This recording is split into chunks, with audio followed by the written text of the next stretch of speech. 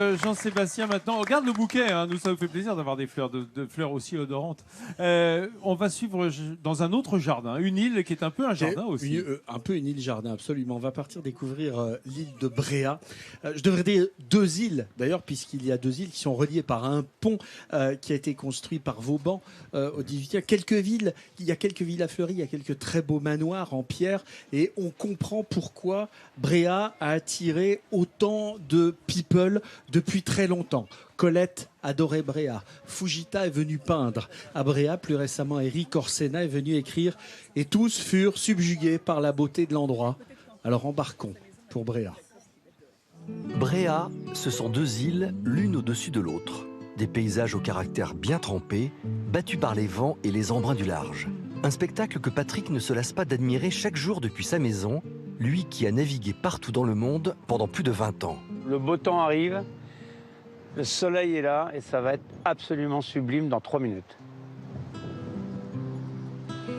Voilà, ça va être le Grand Bréa avec des éclairages somptueux.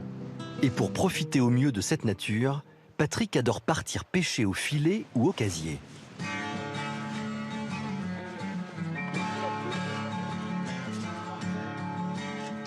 Pour lui, c'est un véritable art de vivre. Dès que le temps le permet, il prend le large. Et que la pêche soit bonne ou mauvaise, peu importe. De beau mal, il n'y a pas grand-chose là.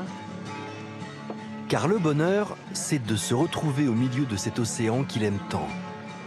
Gris clair, gris foncé, là on tombe dans le vert, le bleu. Le paysage, il est somptueux. Quelquefois, je regrette de ne pas être un oiseau pour aller le voir d'un peu plus haut, tellement c'est beau. Et ce n'est certainement pas un hasard si cette nature est si belle. Ici, le respect de l'environnement est une véritable philosophie. À Bréa, les véhicules sont interdits, on se promène à pied ou à vélo. Patrick nous emmène dans un jardin privé qu'il affectionne particulièrement.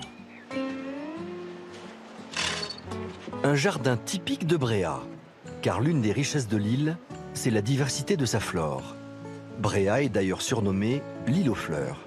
Ici, tout semble pousser. Lilas, agapanthe, palmier ou encore aloès.